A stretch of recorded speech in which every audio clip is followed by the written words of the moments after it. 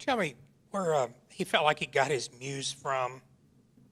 In other words, we're like you said, we're not trying to dissect the man, but did he feel like he got it from all his pain and suffering in his life, or that he just that was a part of his creation?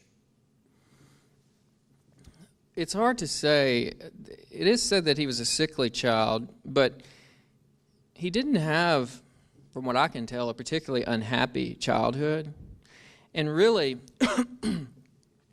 the whole performance of the poet self came along after he had found his poetic voice. I think it can't be attributed to the suffering that went along with the alcoholic binges and the horrible hangovers. He did have horrible hangovers with 4 or 5 day headaches when the merest hint of light would crack his skull. So he wound up with plenty of grief, but during those days when he was miserable and alcoholic, he was writing like one poem a year, or something like that. The last decade of his life, I think he wrote a poem a year, or something like that. And he wrote the larger part of his corpus, what we think of as the Dylan Thomas canon, when it comes to lyric poems, I think by the time he was 20. He was writing durable poems that we still read and that are still widely anthologized in his teens, from the age of like 15 to 20. Amazing. Questions? And in fact, someone, I read or saw a video of this, said that early on he was acting out drunkenness. A lot of times, this woman said they'd be walking along the street in the city, and he would be perfectly sober, but when his friends would come up, he would begin acting drunk.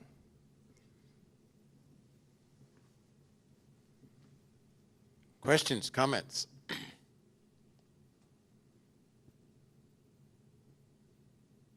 Why did he turn to alcohol?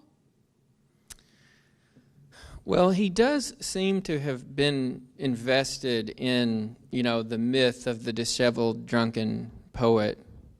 And he, I think, genuinely enjoyed the pub. He liked that kind of companionship. He loved to hold forth and tell stories. Drink. He loved beer. He would just drink crazy amounts of beer, giant pints of beer, and he would sit and tell stories. And so Catlin and others, I think, would say that he wanted to be thought of that way. And it may be that it's just the opposite of what the gentleman in the back was wondering might be the case. It may be that the pain and suffering that went along with alcoholism didn't inspire the poems, but the pain and suffering of writing poems caused him to drink a lot. Because, as Catlin pointed out, he would sit in his study from 4 hours a day, sometimes 5, and he might, as she said, write 2 lines. And he corroborates this. Dylan Thomas said this on many occasions. He may write 2 lines. That was a good day. Some days it may be I took 1 word out or put 1 word in. 4 or 5 hours. And then he would just go to the pub and get drunk. So I think maybe the strain of writing those kinds of poems drove him to drink. That's just speculation.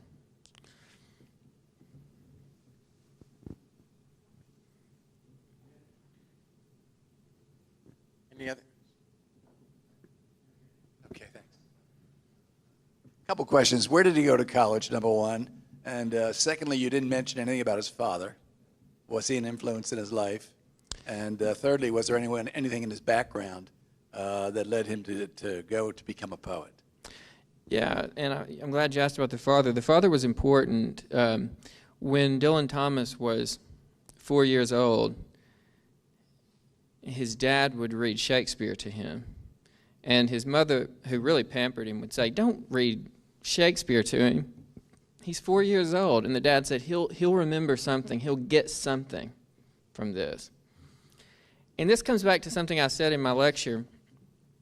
There's something magical about hearing magical-sounding language that you don't understand. It's like when you're in a foreign country and you hear the people speaking a language you don't know. There's something magical about it. There's something alluring in the sound of language that you don't know the meanings of. And I think that Dylan Thomas's hearing Shakespeare when he was 4 years old might have helped him be okay with delighting in language that he couldn't make logical sense of. And that may have transferred into his writing, because he also allows himself to put things down on paper and allows himself to publish those things that don't really track logically. You can't make easy logical sense of a Dylan Thomas poem the way you can, a Philip Larkin poem.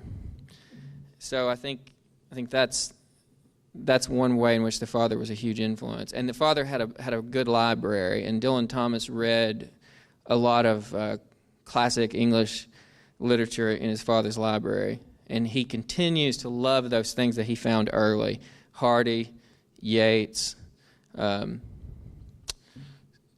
think Sidney was in that library. And he also liked the North Carolina writer Thomas Wolfe, which makes perfect sense to me. I think they have a lot in common, actually. So where did I go to college? I did undergrad at Ouachita Baptist in Arkadelphia, Arkansas, which is only about, I think, 4 hours away. And I did my grad work at Ole Miss over in Oxford, Mississippi. And did he go to college, is what I was asking as well. Oh, you were asking about Dylan Thomas. Did he go, if he did go? He did not. He attended grammar school and in Swansea. His dad wanted him to go to college, but he didn't want to do that. He thought he was ready to go, and he was already publishing. His first book was published very early, and he was writing poems that we still love and cherish today, so I guess maybe he knew best. Although one wonders what would have become of him if he had gone to the university, how that would have changed him. Is there any evidence that he had contact or knowledge of the Dada movement? Because Dada dealt with words that didn't necessarily have to make sense, and they could be put together any way that the poet or artist wanted it to.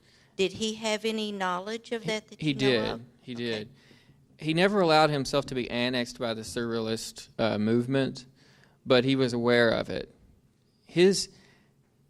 My theory is, Surrealism was native to his imagination. I think Dickey is onto something when he talks about that. He says Dylan Thomas writes that way because he's really like that. I love the way Dickey says it. But Dickey may be a little naive in the way he describes the process, because we know that Dylan Thomas really, really struggled in the workroom to get those lines that are so scintillating. But I do think that Dylan Thomas's mind just moved in a way that we later can stand back and call surrealist. And I think that he may have been influenced in some way by the surrealist exhibitions that he attended, and I know that he went to one. But he had his own way of doing it. So his surrealism seems less programmatic to me than even a lot of the Langpo that we've seen in this country in the last 30, 40 years, and some of the so-called post-avant poetry, which does seem to proceed from theories about how language works. I never get the sense that anything in Dylan Thomas is coming out of a theory. As Dickey, I think, wisely says, he arrives at his, what does he say? He says, Hart Crane is a very original poet, but he arrives at his originality through theory, whereas Thomas arrives at his through the viscera. And I think there's something to that.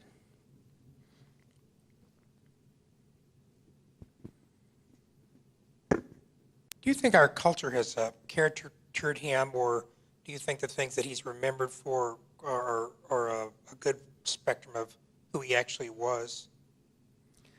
Well, I do think that this version of him that his friends called Instant Dylan, the poet in performance at the pub, has overshadowed a lot of the other elements of his identity, and certainly overshadowed the poetry at times. But kind of combining your question with the last question, let me say this.